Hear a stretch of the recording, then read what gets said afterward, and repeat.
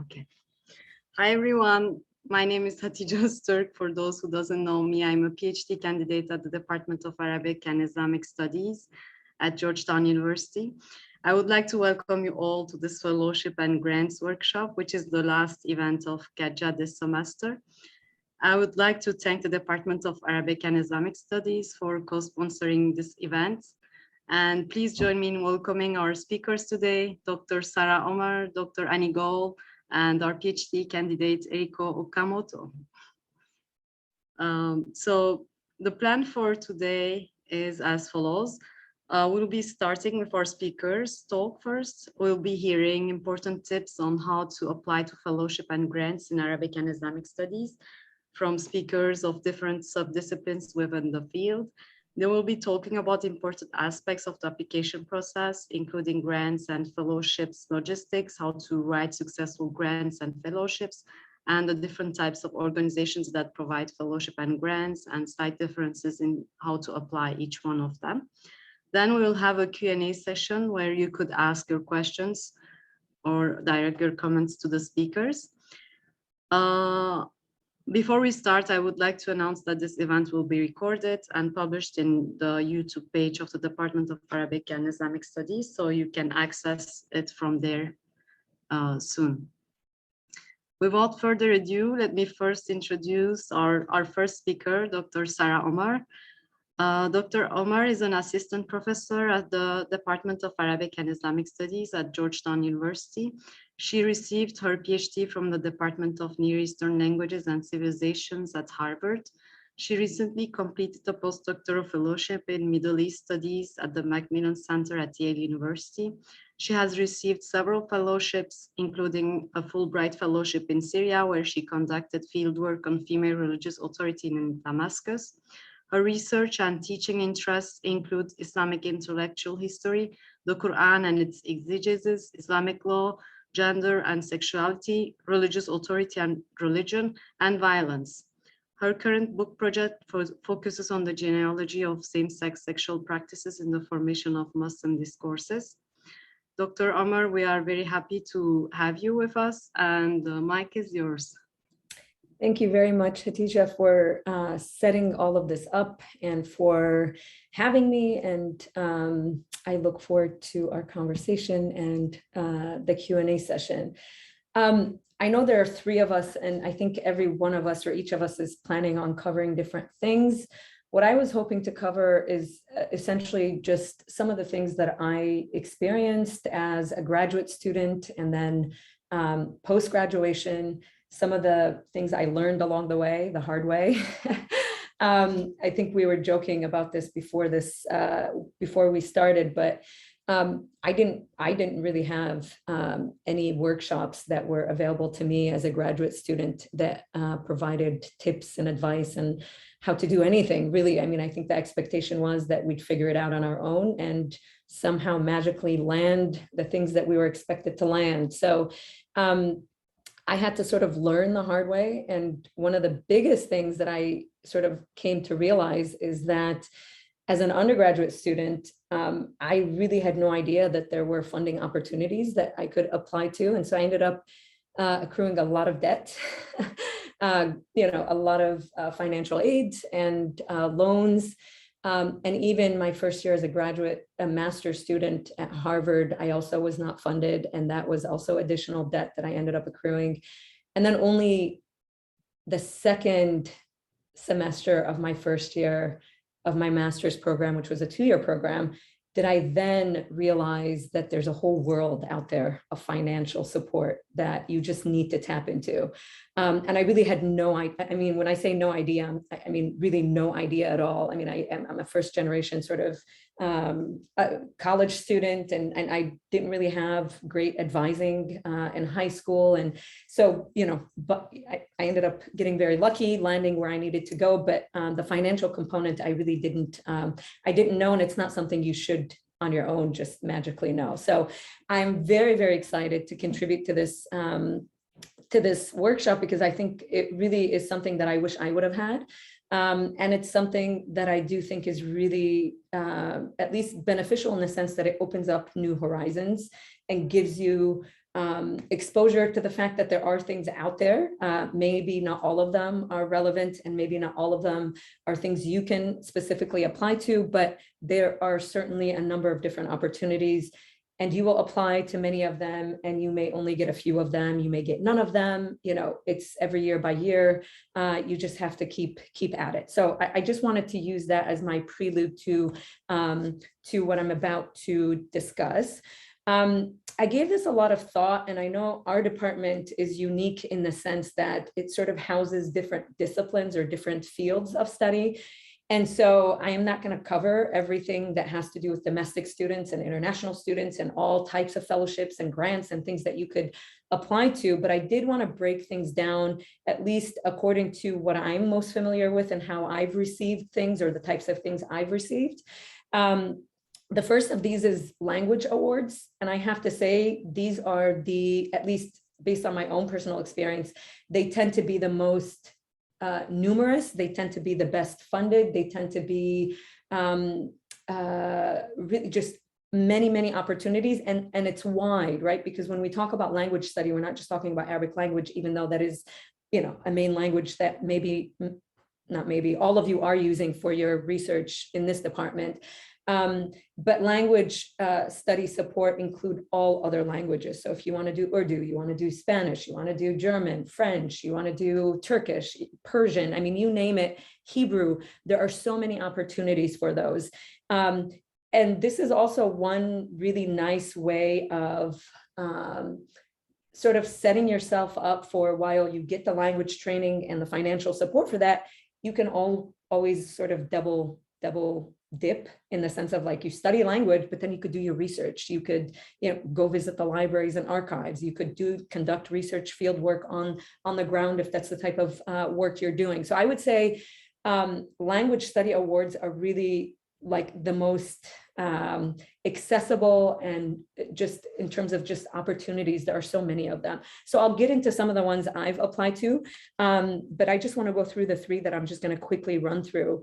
The other one is awards for research and field work. So this would be for your dissertation phase, or when you're ready to sort of sit down, figure out what your prospectus is and what you're going to work on, and you're ready to delve in, and you need some archival material, or you need to do some, you know, on the ground field work. These are the types of opportunities that you apply for dissertation funding, right? It's the dissertation phase, you're ready to write, you're ready to do the research, and all of that is really these types of awards are geared towards that. And then the other, and this tends to be other things that include, you know, postdoctoral fellowships, right? Like I know maybe there's only one person on this call whom this might apply to, but you know, funding isn't just something that you look for as a graduate student. It's something that you continue to look for even after graduating, as someone who's on the job market, as someone who's in the academic world trying to figure out their next project, as someone who's a junior faculty, as someone who's a senior faculty, you name it. Grants and fellowships are ongoing and forever and eternal, something that should be on your mind as you think through your academic career. Right. So I'm gonna share this with Hatisha when the time comes, and maybe you could circulate it, but I put together a 10-page document with various opportunities that you can apply to. And these are the ones that I know of. It doesn't mean that it's comprehensive in any way. They're just ones that I've either myself have received, or I know colleagues who've received them, or I've heard of them and applied to them and never got them, you know, you name it. But these are things that I am at least familiar with. And I broke it down by, again, the three sort of ways of thinking about fellowships, awards for language study, and there's numerous. You could see there's almost like 3, maybe 4 pages of language study. And then the research and field work, a couple more pages of those, or maybe more. Okay, sorry, I don't know the exact number. And then the other, these are all, again, you know, things that you could think about post-graduate, or as you're nearing graduation. Not necessarily, you don't have to wait till you're done. You could apply to them your final year of dissertation writing and defense, for example. And they're numerous. And again, it's not a comprehensive list, but it is sort of what I was able to sort of throw together in sort of the timeline that I quickly was trying to get things done in. So I'm going to just go quickly through a couple of like a few examples of these just to give you a sense of what's out there. FLAS is the most common one that I know I've received, and you could receive it more than once. They have an annual FLAS that you could use. So I got the FLAS, I applied to it the first year of my master's, and I got it for the second year of the master's study. And it ended up funding. I didn't have to take out any loans the second year of my master's program. Now, keep in mind, a lot, if not most of these actually require you to be a US citizen. So just FYI, depending on your citizenship status, just keep that in mind. But because FLAS is a government funded fellowship, it does require citizenship, but it's a nice stipend. At least it was when I had applied for it. I'm sure inflation and things change depending on year. But what I ended up doing is I actually applied to both the summer FLAS and the annual FLAS. And so I ended up using the summer FLAS in between my first year and second year of master's to study Arabic language in Syria. And then I ended up not only doing that, but then I ended up taking classes at the University of Damascus at their Sharia faculty. And again, this is what you sort of double dip, right? Like you're there for language study, but you could also take courses in Islamic law if you're interested at, whatever university or whatever, wherever you end up, you could do more. It's not just language study. Even though you're funded for that, you could always do more. The other one that I myself received was this as a PhD student, I had received was from the American Institute of Iranian Studies. One of the requirements for our program was to do a second Near Eastern language. I chose Persian. I know many of you, if not all of you, have done that as well. And this also is something, again, they fund your study of a language at depending on your level, you apply. I studied at Dehuda Institute in Tehran. One of the tricks as American students studying Farsi abroad is to figure out how you're going to actually get there because of all of the politics and travel restrictions that were in place at the time, and they're still in place now. So just keep that in mind. These are some things to sort of think about. You may get an award, but it may be a little difficult to actually be able to use it because you can't get there. And so that's something that I actually didn't think about when I had applied. But as soon as I received the award, it hit me that I actually was going to have a very difficult time getting to Iran. And so I had to do all these things to make things work, and it worked, and it was great. But this is another opportunity. There are a number of other ones for Turkish and Hebrew and other Near Eastern languages or Semitic languages, not that Turkish is, but other languages as well. There's one that I put up here. This isn't one that I applied for, but I wanted to give you a flavor of the types of fellowships out there. So FLAS and this other one that I received from the Iranian Studies Institute were fellowships without strings, right? Like you receive the money, you get to do your work, and you're done. Like that's it. They're literally funding you because they think it's an important thing for you to learn these languages. There are other government fellowships that aren't so string-free, meaning this is a fellowship that my roommate actually, as an undergraduate student who came to Georgetown for graduate work, received. And this one is connected to security studies. It's connected to, it's a government funding. It's government funded. They fund you for a year to study abroad. She ended up going to India and studying Hindi. And after that year, you're expected to give back a year of service, and you're expected to work for one of the government agencies that specifically do security study stuff. So I wanted to put these up just to give you, again, sort of a general sense of expectations. Certain things are string free, or no obligations. You get your award and you do your thing and it's great and you're done. Other things, you should be aware of the fact that there's sort of a service component, and there may be moral issues that you might have. So this was one I didn't apply for because I felt like I had moral qualms about applying to this.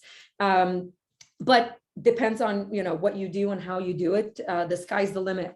This, interestingly enough, was a fellowship. I mentioned my roommate had gotten it, and it ended up, she started out as an academic track, and it ended up changing and shifting her trajectory, and now she works in the government. So these are things to keep in mind, right? Like these fellowships are there to fund you, but they're also there guiding you towards certain tracks or giving you other opportunities. Like if it ends up that academic track is not going to work out for you, you have a 1-year service that you're going to give back after graduation, and that sets you up for getting a job in the government if you're interested in working for the US government. So there are lots of different ways of thinking about fellowships, and not just only thinking about them in terms of funding. And also not just thinking about them in terms of prestige, right? So the second sort of type of award, this one I did in between my master's and my PhD, the Fulbright, but you could do it as a PhD student. I just happened to do it in between. And so these are, again, it's a US government funded one, but it does not have string attached. So you could, again, you get, and it's a really nice amount that you end up getting.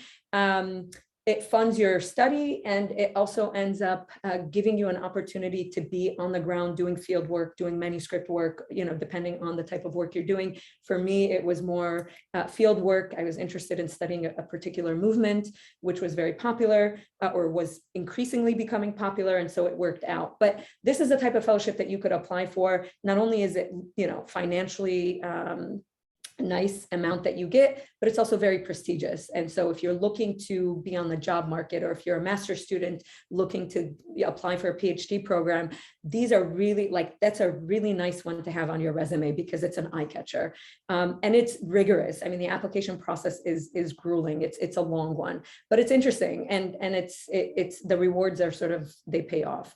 I'm going to go through the last one. And I think I only have a few minutes. I'm going to just quickly run through these. The other ones are things, again, to think about as sort of, to think about as you're entering the research phase, as you're entering the writing phase, dissertation work. The most common ones are the Mellon Fellowships, and those are usually housed by universities. So I don't know if Georgetown offers one, but I know other universities offer these. And these are things to look out for as you're sort of entering this phase. So Mellon Fellowships are common and they're numerous, and many universities house them, and they put out calls annually, right, for these fellowship applications. You also want to think about beyond Mellon Fellowships, other university fellowships. So I remember as a PhD student, there were internal funding opportunities at Harvard, and I'm sure Georgetown has these as well. And I ended up getting internal funding that ended up sort of supplementing what I was already getting as part of my stipend and package. And so you want to keep an eye out for your own university's internal funding opportunities, but also other universities often have fellowships, especially European universities. And this especially has to do with as you enter the postdoctoral phase, right? So you graduated, you're done, or you're in your last year, you're getting ready to go on the job market, but you're not sure what's out there. And you just want to make sure you don't want to put your eggs all in one basket, you put them in several baskets. One of the things to keep an eye out for, and as Americans, we tend not to keep an eye out for these things, but is European universities and other opportunities. So they tend to have very targeted, specific topics, specific time periods, specific themes that an academic is working on, and he can, he or she, they're allowed to bring on like 3 postdocs. And so they put on an ad looking for 2 or 3 positions. There are a number of these that I've seen in Berlin and in Germany more broadly. And so I would just, and a few that I've seen in London. And so you want to keep an eye out, especially as you're nearing graduation, for postdoctoral opportunities within the US, but also abroad, because there tends to be a lot within the European context that I don't think we generally tap into as Americans, and there are a lot more. Quickly, and I'm not going to go through all of this because I am running out of time, but I did want to mention one resource that I think is tremendously helpful, that I was only made aware of once I was on the job market, not before that. There is Dr. Karen Kaleski, is an academic, was an academic who retired and then turned her career into helping other academics succeed in fellowships, in a job market, literally in every aspect of your academic career: how to write a prospectus proposal, how to write a grant proposal, how to write your letter of statement of purpose for a graduate program, how to write one for the job market. I can't stress how helpful it is to go to her website. I have it on here. It's called The Professor's Inn. For anyone who is here, who plans to remain or at least explore academia in some form or another, take a look at her website. She has templates. I mean, it is tremendously helpful. She also offers a service that's like editing service, but you don't need to pay for it if you don't want to. I've never done it, but there is a service on there that will, you know, she offers advice on reading through your material, giving you feedback. She charges, I don't know the prices, but you don't need to, I mean, you can do that, but you don't have to. She has enough free things on her website that are extremely helpful. And I'm emphasizing this because I actually looked at her template for writing a job letter. What is it? A letter for a job position. When I went on the job market my first year, being at Harvard, really, they sort of have this air to them that, you know, you're at Harvard, you'll get a position, no problem, you're good to go. And they don't give you any advice. They don't really help you through the process. And so the first year I was sort of like blindly figuring things out. And then the second year I figured, okay, there's got to be resources out there. So she's the resource that I stumbled upon. And it really like transformed my letter. The first like draft of it that I wrote my first year when I was still a graduate student, as opposed to the second draft that I wrote after consulting her template, was really helpful. So this is just beyond fellowships, but she does offer this foolproof research proposal. I'm not going to go through it because I don't have the time, but I did want to highlight a couple of quick things. She has this like, you know, diagram. She has an article on this. You can go to her website. This is all taken from her website. It's not my own wording. But you want to highlight a couple of quick things. One thing is that you want to make sure that, and this is hard, and I speak as someone who was very steeped in this way of being as a graduate student because that's all I knew. It's really hard to come out of our own heads as academics. Like, we think our project is the most exciting thing in the world, which it probably is to us. But it does not necessarily mean that anybody else reading what we're writing can understand it in an accessible, like understandable way. And not only does it mean that they may not understand it, but it also may mean that they don't really understand its significance. Like, when we write, we think it's really important. And we think we've got, you know, we know it's important. We don't necessarily state why it's important because we already know why it's important. But what we don't do is sort of transmit that across, right? So one of the things that she sort of recommends is to make sure that your project is accessible, right? Like, I work on like 8th century Arabia. I mean, you know, most of the grant readers are not people who work on Arabia, nor do they work on the 8th century, nor do they even know what Arabic is, nor do they even know what Islamic law is. Like, they have no idea. Like, these things to them are like a different language. So it is your job to step outside of that and bring them to it and say, okay, here's the bigger picture. This is why it matters. Like, this is how it fits bigger issues. So she really walks you through that. And I'm not going to go through this, but I wanted to make sure that you understand that for these types of proposals, you're not writing a proposal for a specialized audience. They have no idea what you work on, nor are they necessarily interested in reading about the 10th century and Islamic law. What they're interested in is trying to figure out how relevant is your project. Is it filling a specific academic gap that needs to be filled? And in what ways are you doing that? So your job is to literally take all of your like nuanced understanding of your project and water it down, but not dumb it down, but water it down enough so that it is sort of demystified and so that it's sort of comprehensible to an educated audience, right? So don't be narrow, right? Don't present your project as something extremely in its narrowest form, right? Because they don't know it and they're really not interested. Make sure that you step back and can see the bigger picture and you are presenting the bigger picture, which again, by the way, is one of the hardest things to do. It's much easier because we have been trained in these circles to write in a very, with transliteration, right? Like, we're very particular about transliteration. They have no idea what these dots are. Like, they don't care. So transliteration out the window, right? Like, Arabic words out the window. They don't care. They don't know it, right? So you have to figure out a way of like pitching your project and selling it to an educated audience in a way that isn't overwhelming and that is meaningful and it makes sense, and sort of, you know, they can understand why it's so important. Okay, one final slide and then I'm done. Some suggestions that I thought of as I was putting this together. And again, I wish people would have told me this. I know as graduate students and undergraduate students and any student and really anybody, most of us wait till the last minute to just, put things together, or many of us, maybe not everybody, sorry. I'll speak for myself. I generally used to wait till sort of the week that something is due and I'd start to try and put it together.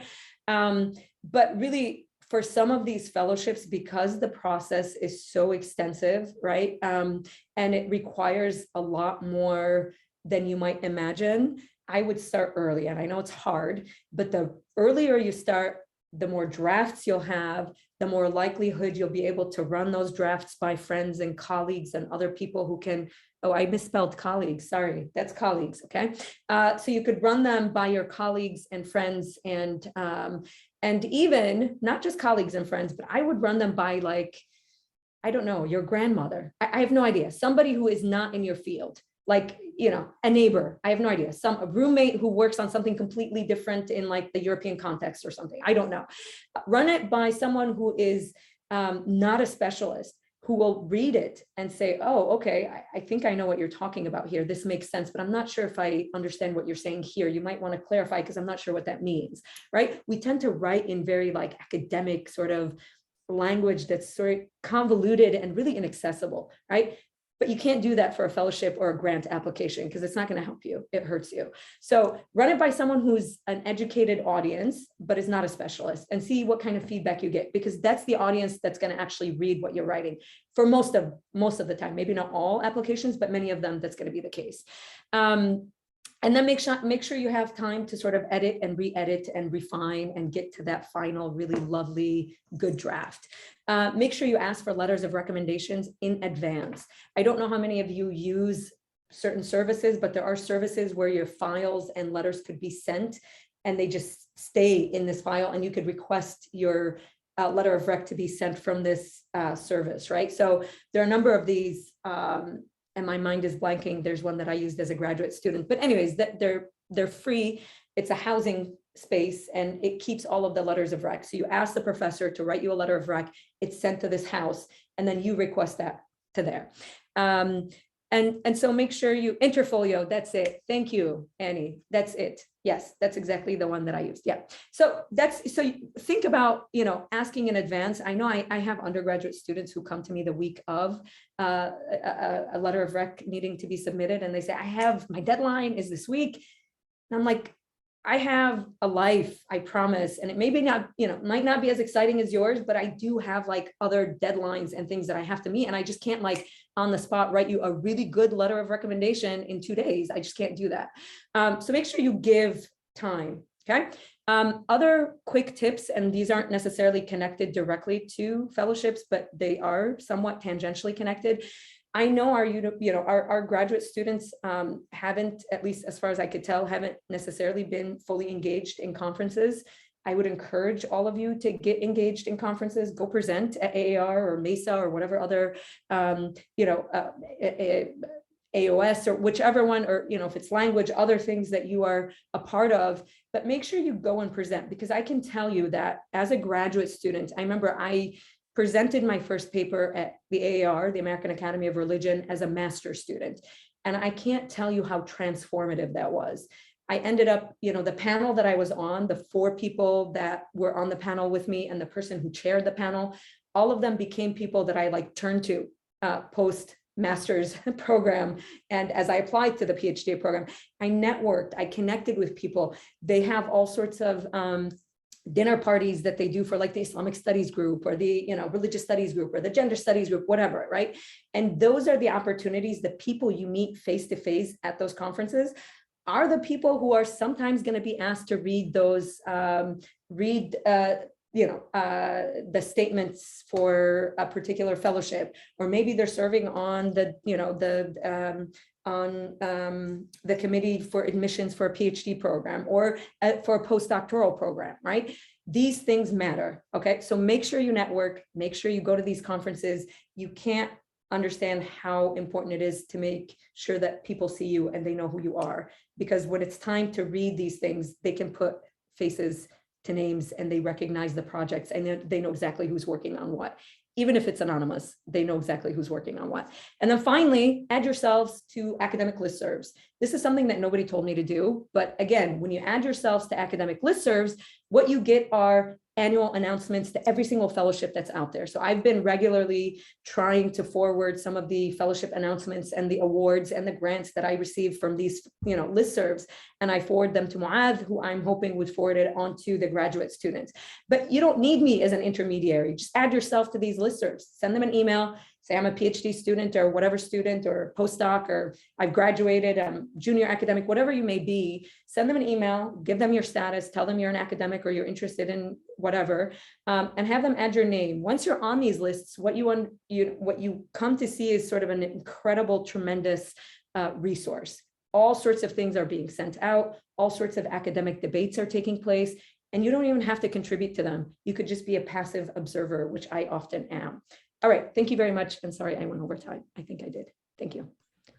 Thank you very much, Professor. This was really helpful, and no worries. It was all important information, so you can take all the time you want. So our next speaker today is Dr. Annie Goel. Dr. Goel is a cultural historian who studies food and gender in the Arabophone world. She is currently an assistant professor of Arabic studies at the University of Maryland, College Park. Her work uses food and kitchens to explore how concepts like nationality, gender, race, and class are made meaningful in everyday contexts. Her scholarship has been published in Middle Eastern literatures, Gastronomica and Mashriq and Mahjar. Dr. Goel holds a PhD from Georgetown University, and she has received research funding from the Fulbright Program, the Social Science Research Council, the Council of American Overseas Research Centers, the American Research Center in Egypt, and the American Institute for Maghreb Studies, among others. Dr. Goel, we are pleased to have you back, and the floor is yours. Thank you so much for having me, and thanks for putting this together. I'll just echo a lot of what's been said, that there was no formal workshop like this when I was a grad student, and we should not be reinventing the wheel every time. So I'm really excited to be able to share some of what I learned. I'm going to talk a little bit about overall advice for approaching fellowships. I'm going to talk about how to find fellowships, including some like smaller, obscure ones, and make an argument for finding those and applying for them, as well as a couple additional tips on putting together a strong application.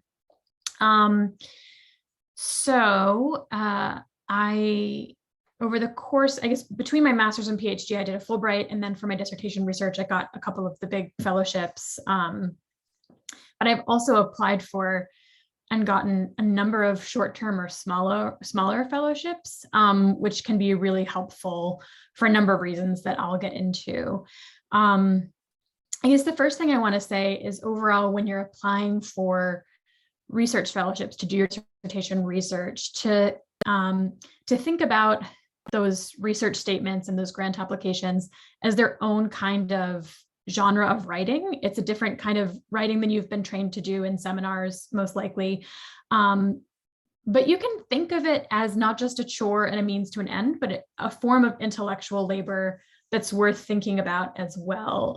So as Dr. Alma mentioned, this is your chance to speak to people outside of your field and make an argument for why your research is relevant, why people should care about it outside Islamic studies, outside Arabic literature or literary studies. And that's difficult to do.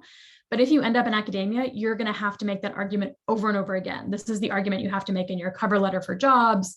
You'll be applying for grants your entire life. So it's something to get used to.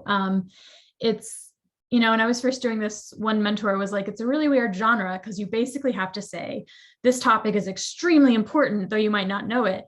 Also, nobody's ever addressed it before, or if they have, they haven't really done it right, or I'll do it better, I'll do it differently. You have to convince them also that it's really urgent and needs to be funded now over other worthy proposals. And you have to convince them that you are the best person in the entire world to do it, which is like a bit extreme, and it feels a bit unusual to write that way the first time, but it can force you to think through what are the big picture contributions that your project is making, what are the major influences that it's drawing upon, how can you practice articulating those to someone who isn't necessarily like immersed in your field? So, I mean, think about it as you would an article that you're writing or a dissertation chapter, something you talk about with colleagues, that you chat about informally, that you, I don't know, let it mull over, start it early, do drafts, share it with people. I really like the idea of having someone read it who's not in your field. I have a number of friends who are journalists or do professional writing that's totally outside of academia. I always have them read my drafts. I've also sat on a review committee for one of these fellowships. So I was reviewing fellowship applications for field research at the same time that it was the beginning of the coronavirus pandemic, and I was flipping my entire class to online learning the same week that I was evaluating these. So just keep in mind, a lot of the people reading these are very busy academics, and they're doing it like after the kids go to bed or like over their lunch break, or they just carve out time to do it. So your writing has to be, you want to make it catchy and clear and concise so that your application stands out from the rest. So just sort of keep that audience in mind.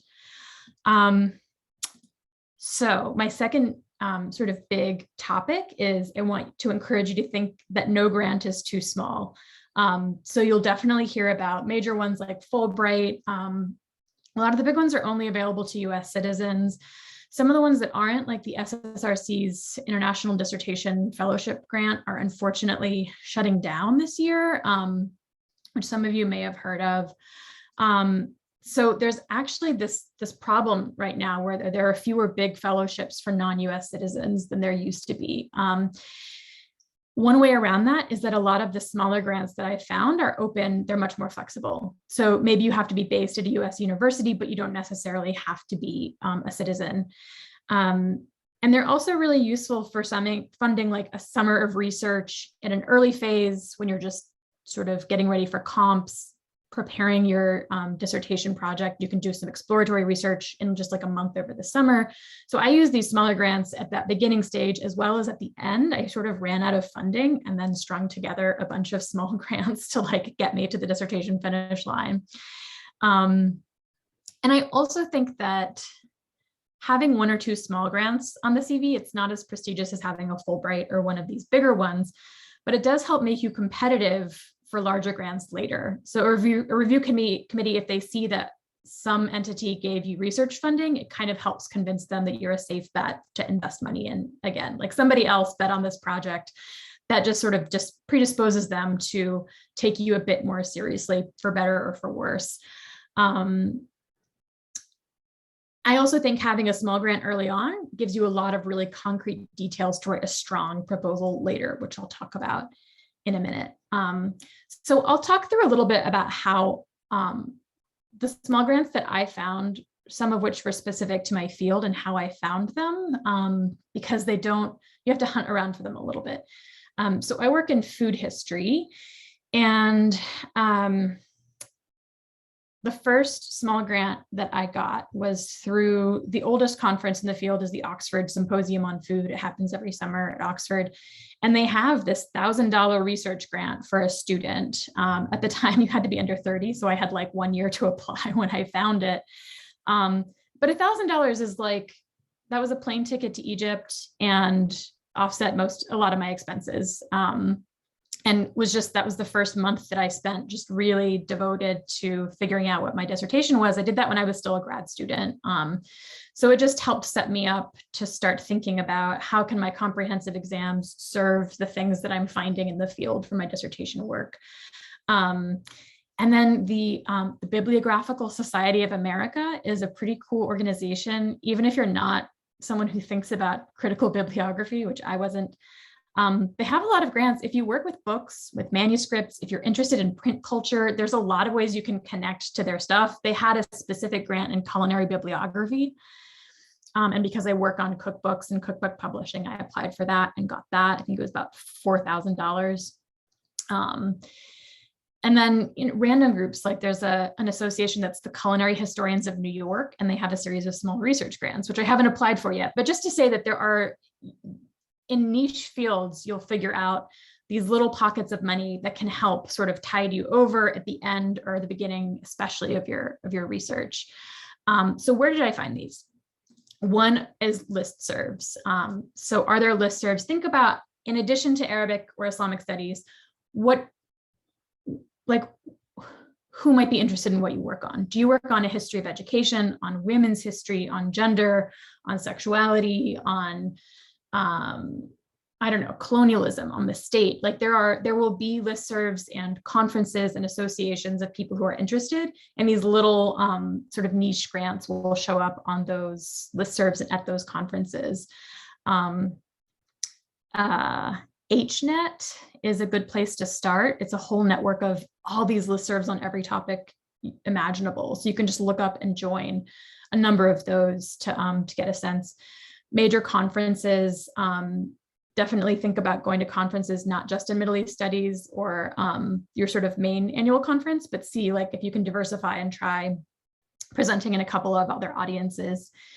In part because word of mouth is also really important. If people know you're a young scholar or an early career scholar who is going to be looking for research funding, I mean, this Bibliographical Society of America, a sort of random loose connection Facebook friend saw it and thought of me. So yeah, just letting people know what your research is about, that you're seeking opportunities. Also get in the habit of reading article acknowledgements.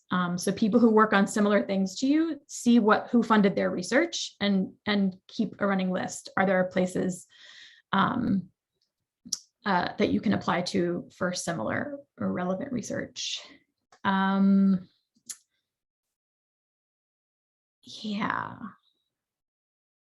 Okay, so the next thing I want to talk about is how do you write a successful grant proposal?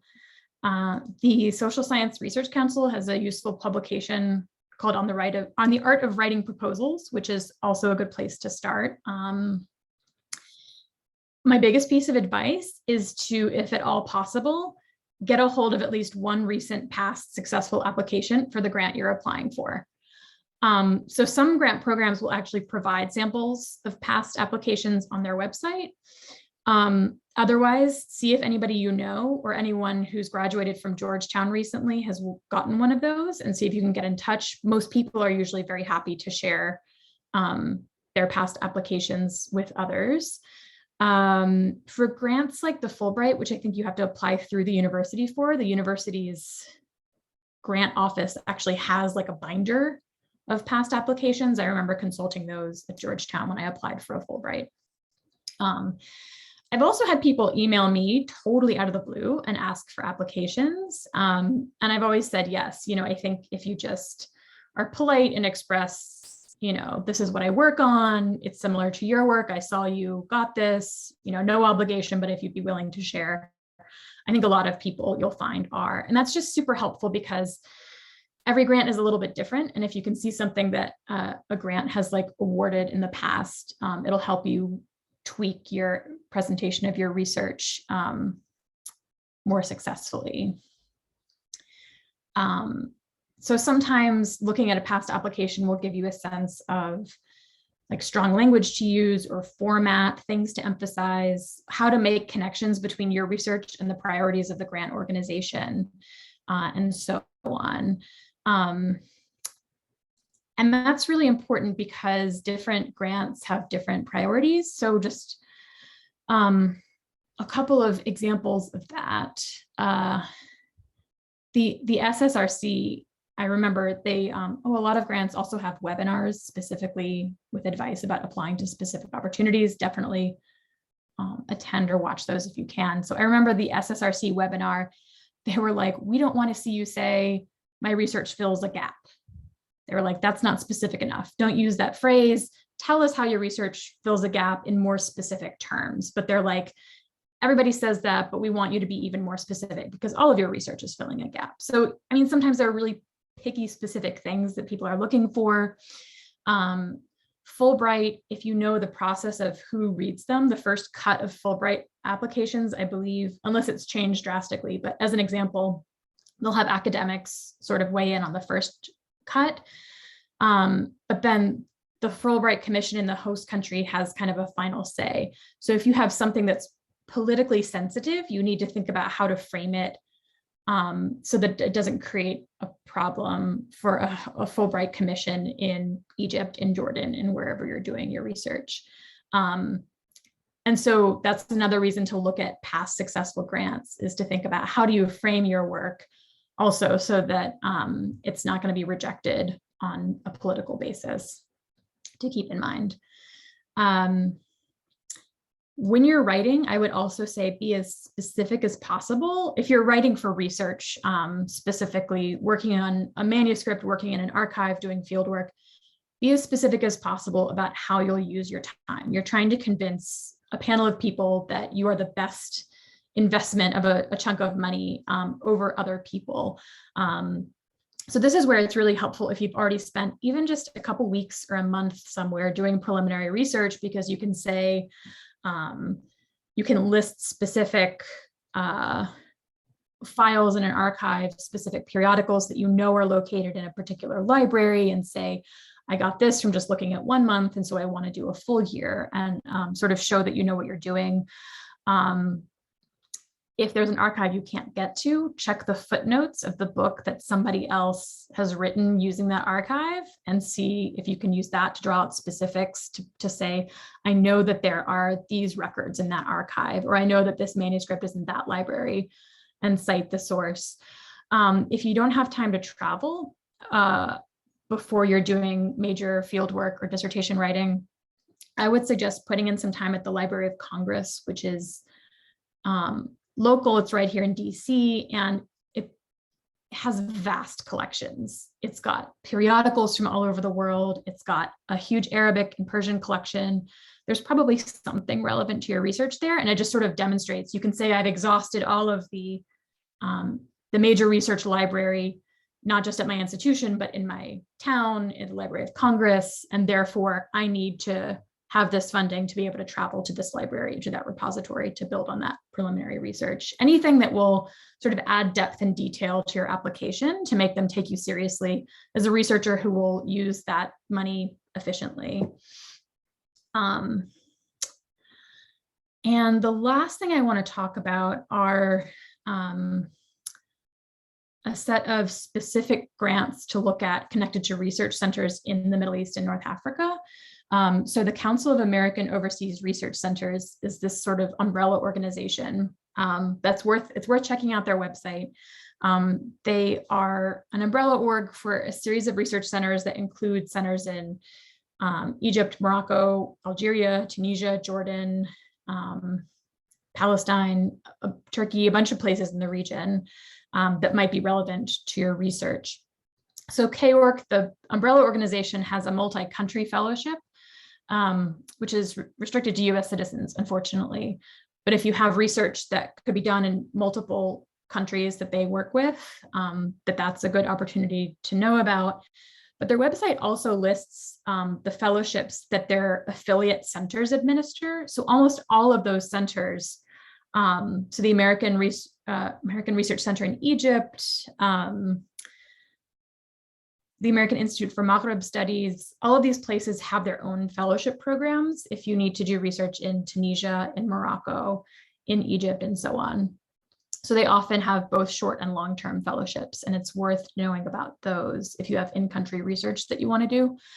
And my last recommendation is that you check those centers out, even if you're not a US citizen, because if you're doing research abroad, affiliating with those or connecting with those can be helpful for your work. So the American Research Center in Egypt has actually an application process where you can formally affiliate with them, even if you don't get funding from them, or even if you're not a US citizen and therefore you don't qualify for funding with them.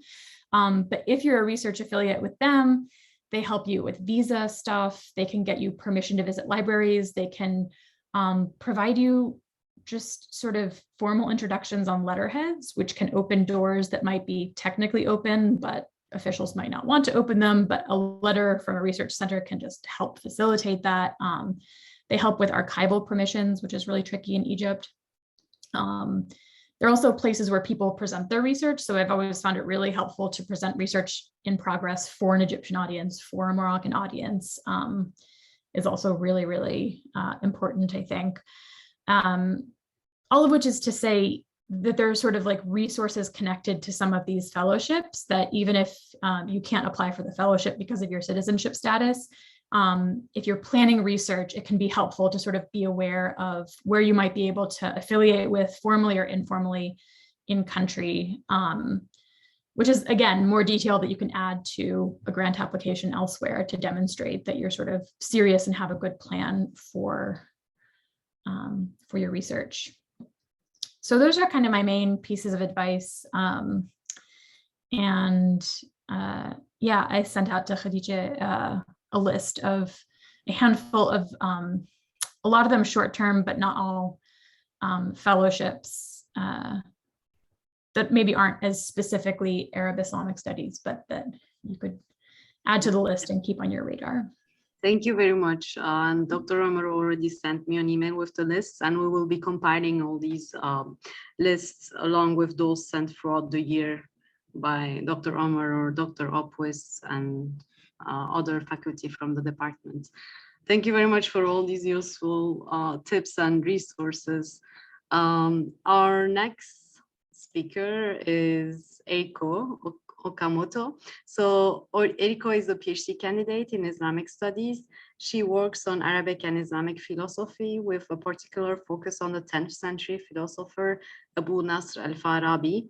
Her research has been supported by a number of external grants, including the Templeton Foundation Doctoral Fellowship for the Theology, Science, and Knowledge Project.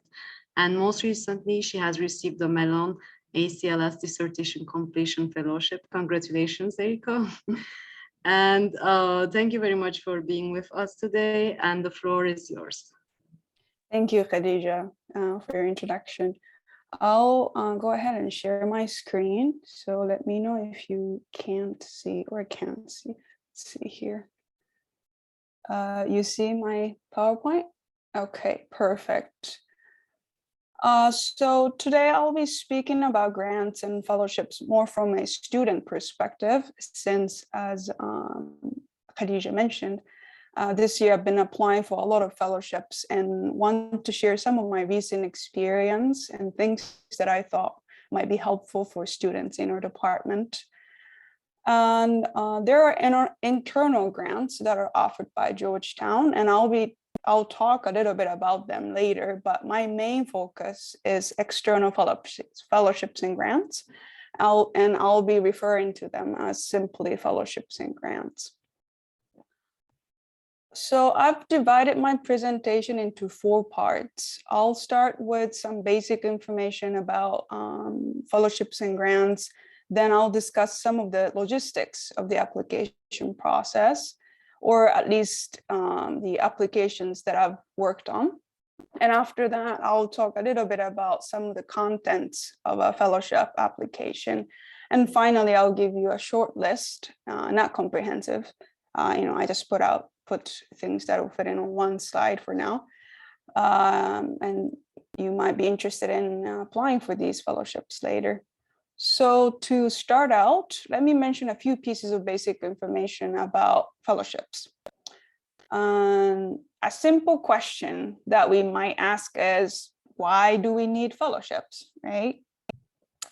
One obvious answer that all of you have, I'm sure, figured out is that we need financial assistance to do the research we do and to have time to write dissertations and to travel and so on. But the second reason is that getting fellowships helps build a competitive academic record. So getting a fellowship looks very good to the people who might later be reading your CV. One of the reasons for that is because going through the application process and being selected for a fellowship means that your research has already been examined and evaluated by a selection committee who has basically determined that your research or project is worthwhile and that you're qualified to carry it out. As you apply later for other fellowships or even jobs, subsequent selection committees see that you've already been vetted by a previous committee, which suggests to the new committee that you are probably qualified to get another fellowship. So this is important to keep in mind.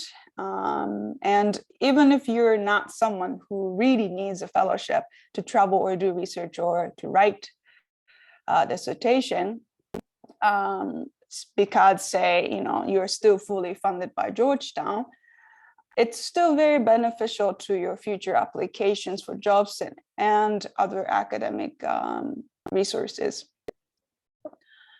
And, Dr. Sgal and then Omar mentioned a lot of these different types of fellowships. I'm not going to spend a lot of time on this topic, but just to do a quick review, let me point out a few of the most common types of grants, and keep in mind that there are certainly variations of each of these. And I'll focus on this field-specific fellowships here on the list. And as for field-specific fellowships, you have to figure out which fellowships are specific to scholars in your field. And as you heard just earlier, for example, if you're someone who works in Egypt, there are specific grants to support research on and in this country, like American Research Center in Egypt.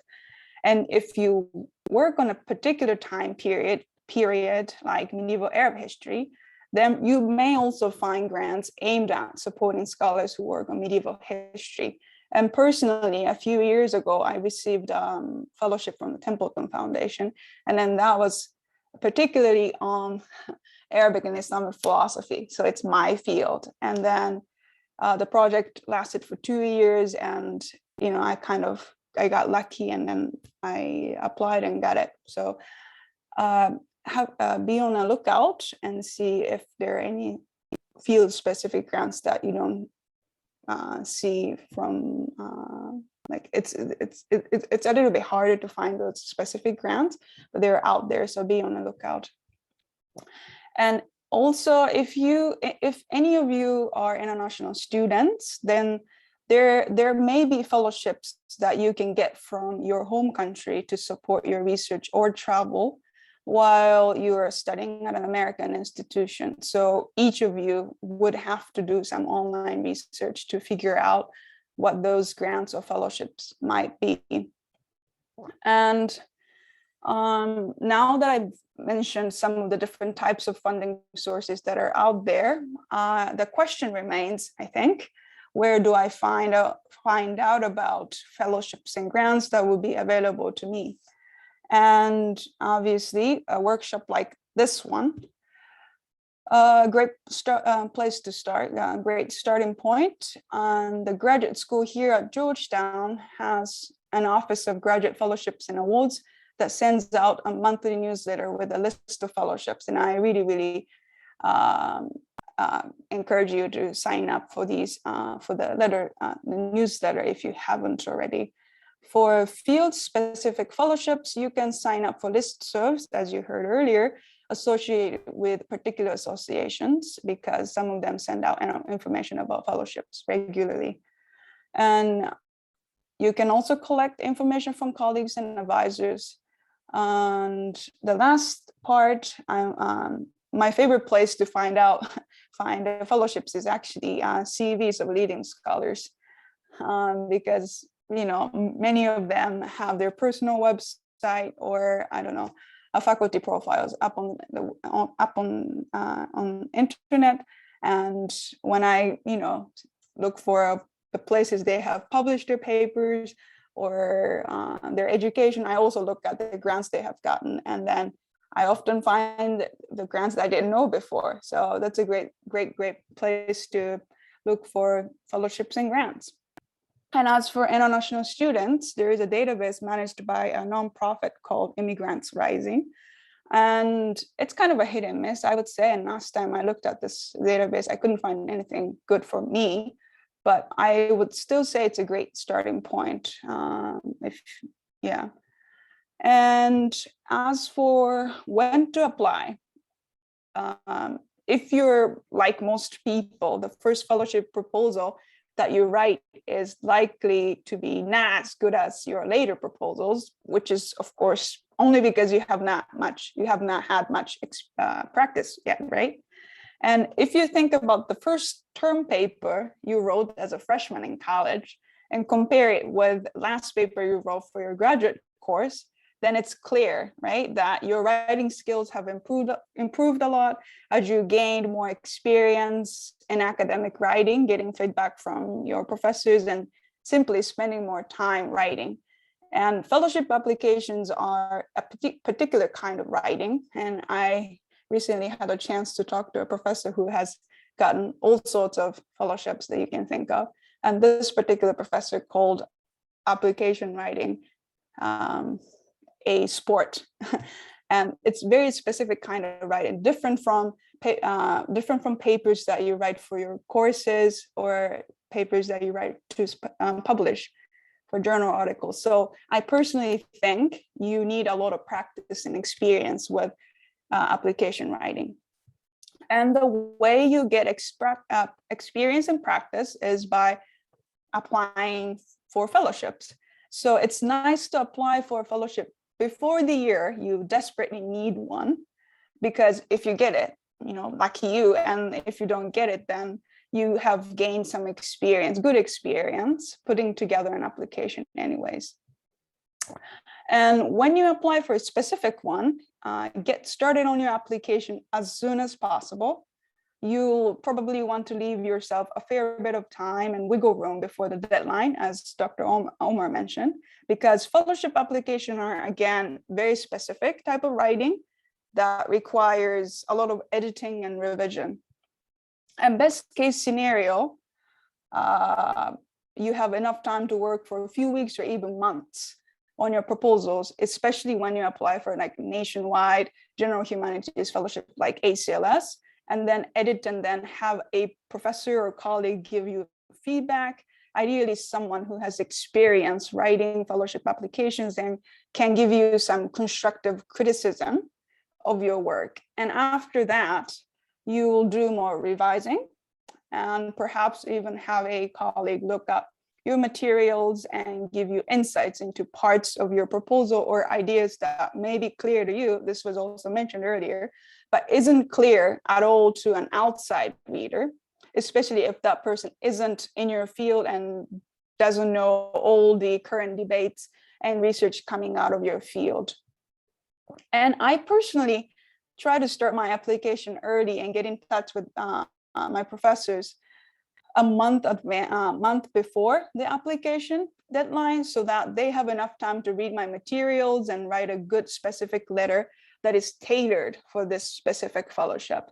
And if you look at my chart, this is this vertical line is the time, and then the horizontal is the task. It indicates task. If you let's say your application is due on October 20th, then I'll contact professors by September or around September 20th.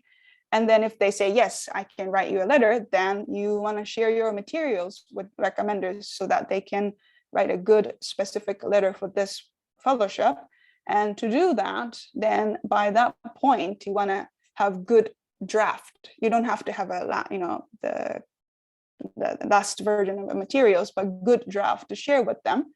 So for that, you have to revise before that and then start writing your application materials. And then even before that, you might want to reach out to past recipients of the fellowship, ask for their advice, and then brainstorm what would be a good way to, start the application, your proposal, and then find the best way to pitch your project. And, basically it takes time to come up with good proposal and application materials. So really start early.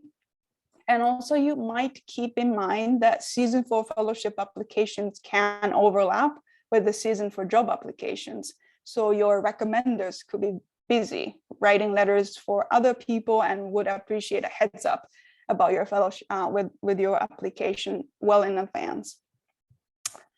And let's see, in terms of campus resources, again, there is the Office of Graduate Fellowships and Awards, and they send monthly graduate letter fellowships newsletter, and then do sign up, because I've found many fellowships that I didn't know before through this newsletter.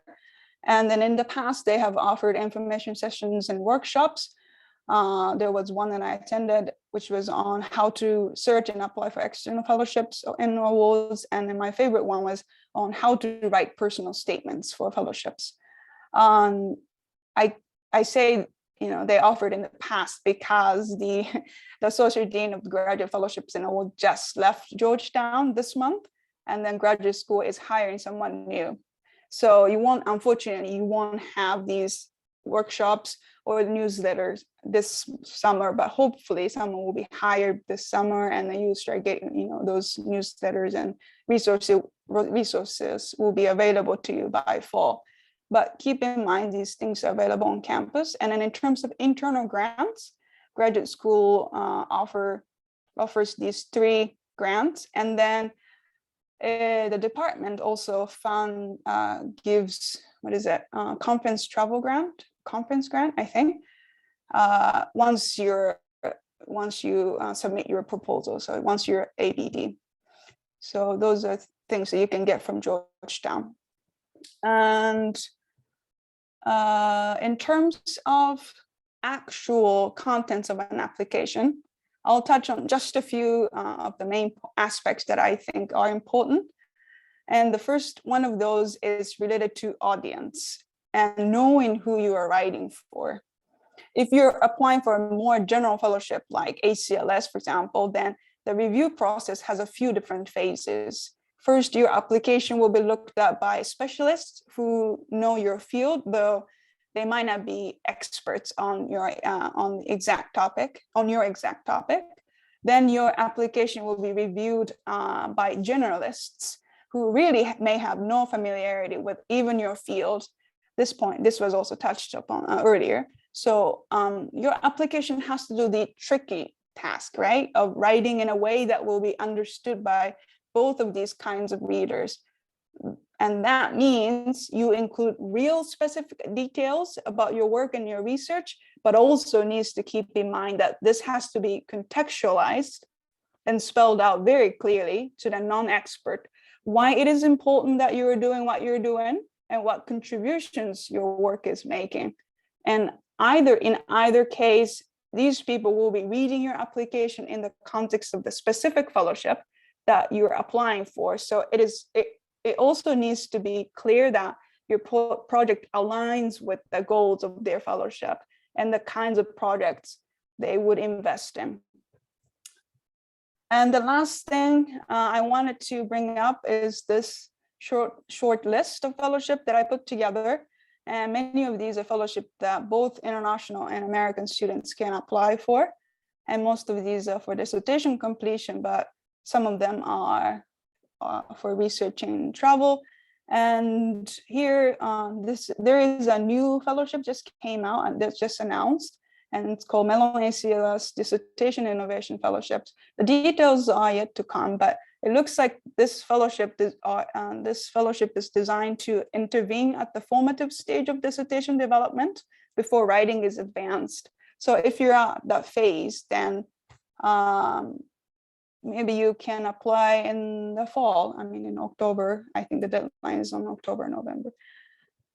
So anyways, these are the main points I wanted to cover in my 15 minutes, but I'm happy to chat or answer any questions later if you think of anything, something you want to know more about. Thanks. Thank you very much, Eriko. This was really important information and resources. We benefited a lot, at least I benefited a lot.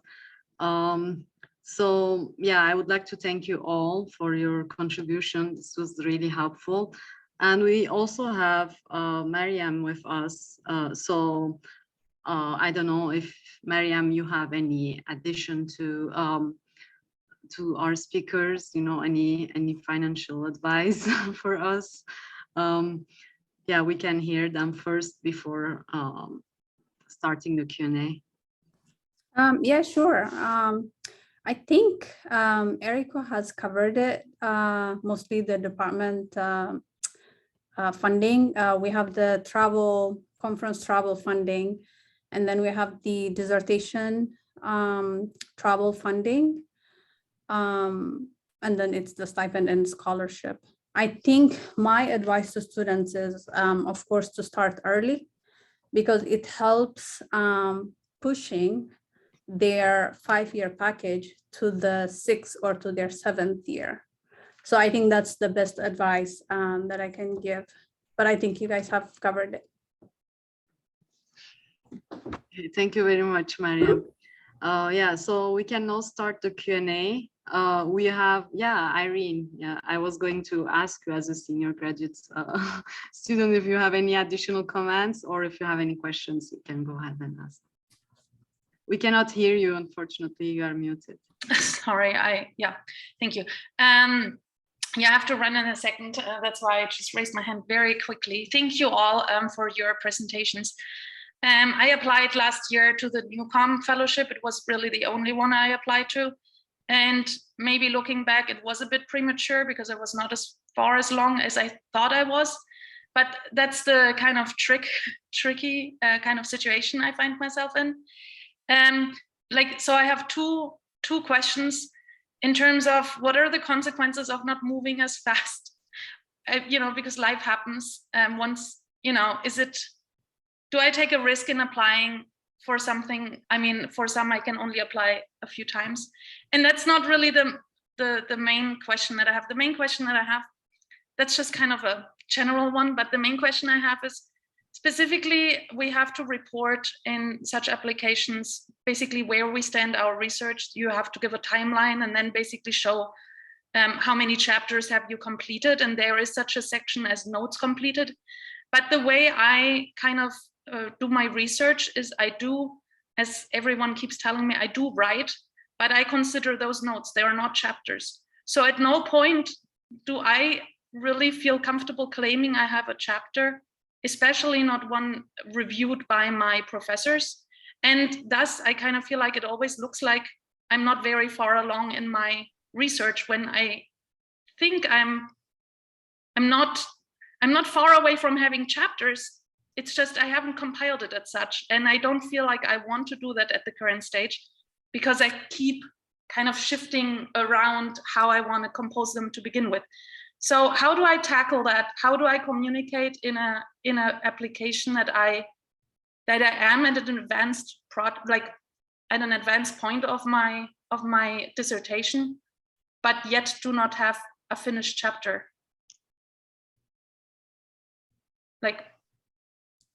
What can I do? Thank you very much for your question, Irene. Dr. Omar has raised her hand, so. Sorry, I didn't raise the virtual hand. I couldn't find it, but here it is. Okay. Yeah, Irene, I empathize with your the way in which you do things, but I would encourage you to think of them as drafts, right? So there's no need to think of your notes as only notes. There's always a way of composing a draft, and it just may be the initial draft, but it is nonetheless a work in progress, and it is a draft of a chapter that you will continue to work on and rewrite and rearrange, and but I would think of it as a draft. Even if it's like paragraphs that are like really the sub chapter, and like I feel like I have puzzle pieces more than chapters, and so that's. I mean, again, I'll only speak for myself, and a lot others chime in, and Professor Gall, you can chime in, but I would say, I don't know what you have and I don't know what it looks like, but even if it is in paragraphs, but they're substantial paragraphs that they form a part or a large substantial part of a chapter, I would think of ways of framing those substantial parts so that they form a very, very rough draft of a chapter. And you will continue to move pieces. I mean, I'll be honest, I'm still moving pieces of a dissertation that I wrote however many years ago, trying to turn it into a book. And I compiled and I composed one draft and I submitted it for review, and now I'm rewriting the whole thing again. But, so this may be just me, but my way of dealing with these things is to think of them as like they're pieces of a puzzle, you're moving them around, but at some point they will fit, and you're just waiting to get to the point where they all fit into a single big puzzle, right? A whole. But what you're doing isn't useless, and what you've done isn't trash. It's actually part of the puzzle that need to sort of be worked and reworked in order to comprise that big whole.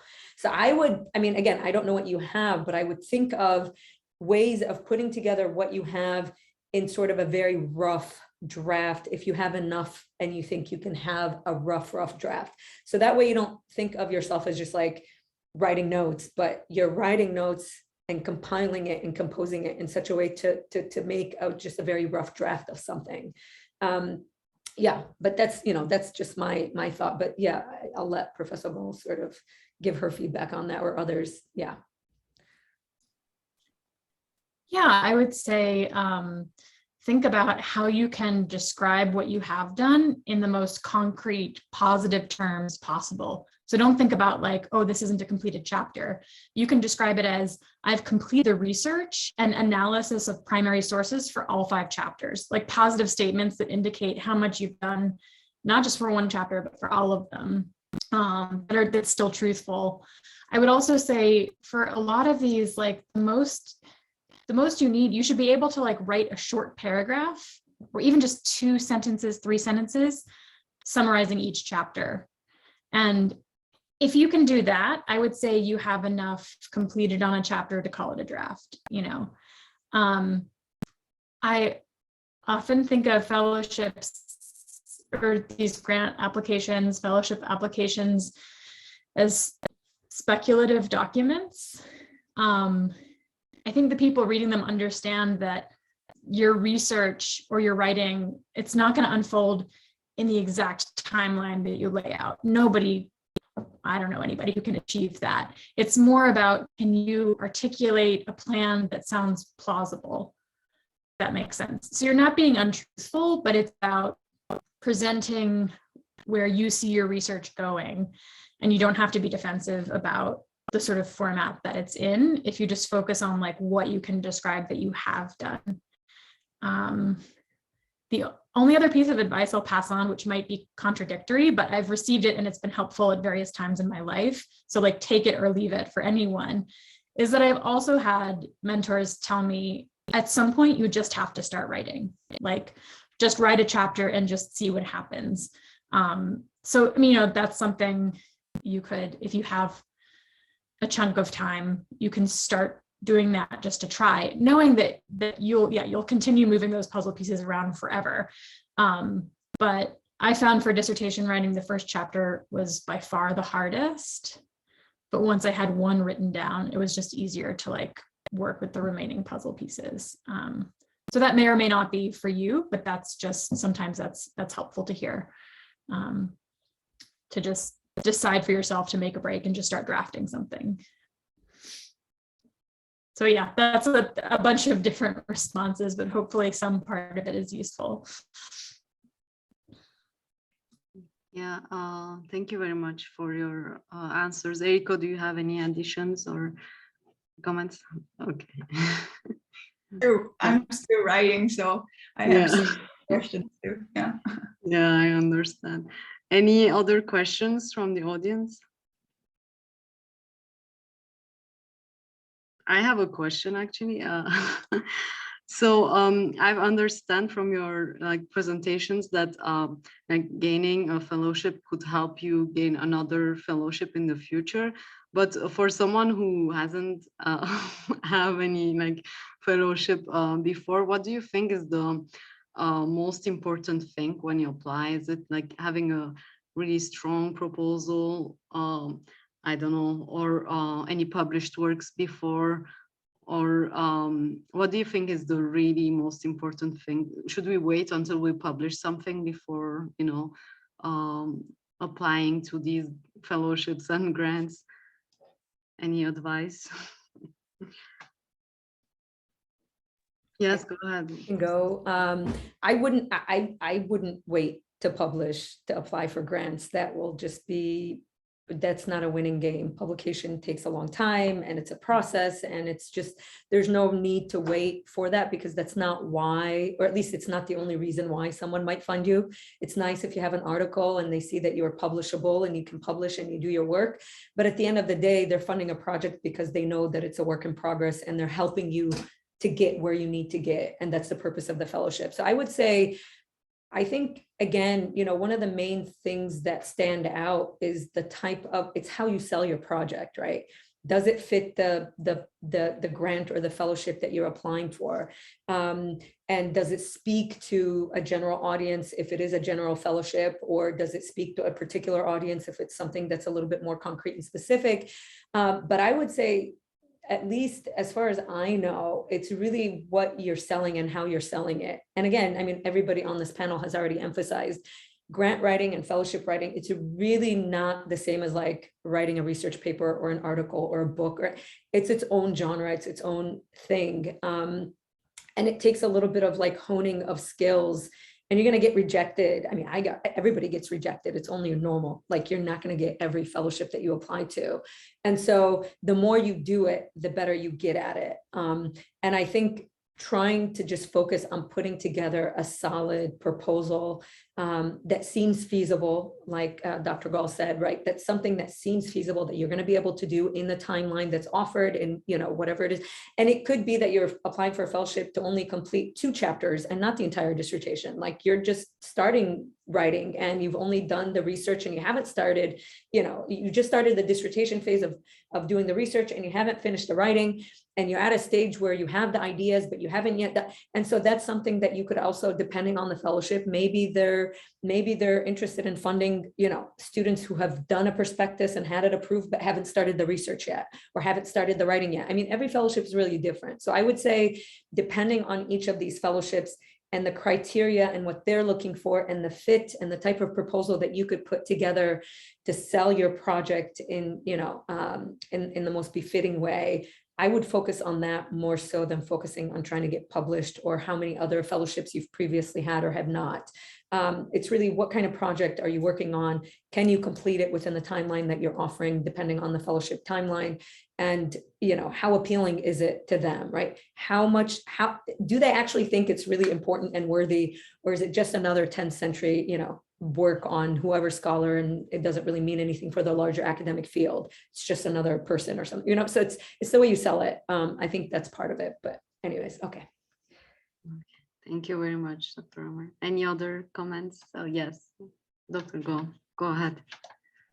I'll just co-sign everything that Dr. Omar said, but one strategy, like, I think that yeah, your sort of description of your project and your proposal is kind of the most important piece. One strategy for getting a strong proposal, in addition to some of the things I mentioned, like modeling off of a past successful proposal for that specific fellowship, is as you ask people to read them, like ask a mentor, ask a friend, ask a colleague, an advisor to read your proposal drafts, make sure that they have the specific criteria that will be used to evaluate that grant, and say, can you please keep these in mind?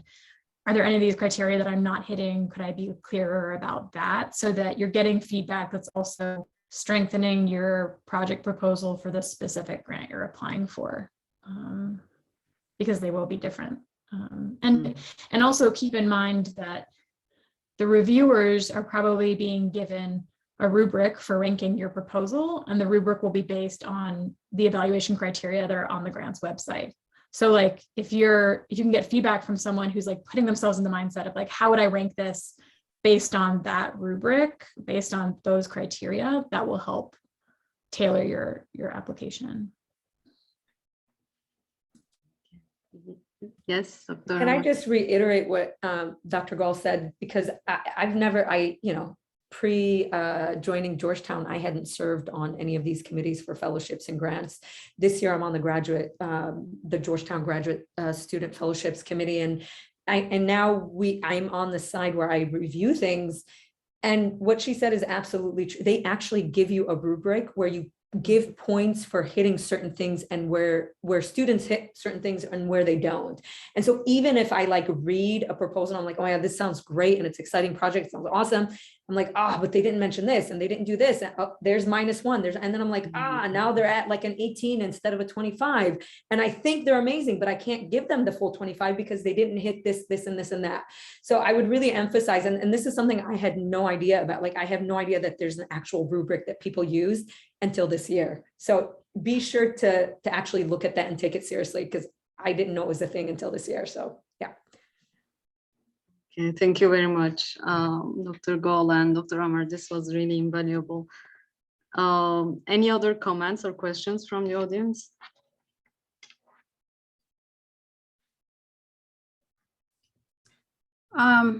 So there is a page on our website, by the way, where we list fellowships, list of all fellowships. This actually, Annie helped us put this together a while ago, but we keep updating it. Thanks, Annie, and good seeing you. I But totally if forgot. you guys have any other fellowships that needs to be added to this website, I think it's a good resource for our students. Yeah, thank you very much, Mariam. Yeah, I sure. wasn't aware of that. Yeah, I will also look at it, and maybe we can join all the lists and make it even bigger. Yep, Yeah, thank you very much. of course. Yeah, any other comments or questions? No? Okay. Yeah, okay. So thank you again, Dr. Omar, Dr. Gol, Eriko, Mariam, and everyone in the audience for being with us today. We will be sharing the lists of fellowship and work with Mariam and our speakers to make it even bigger. And if you have any recommendations, any other fellowship that you want to share with us, please feel free to contact us. And yeah, so that's the last event of GAJA this semester. It has been a real pleasure to work with students and faculty within and outside of the department. Yeah, I hope to see you all in fall, and I hope you have a wonderful summer break and yeah, a fruitful end of semester. Yeah, thank you all again. Thank you. Thank you. Bye. Bye. Bye.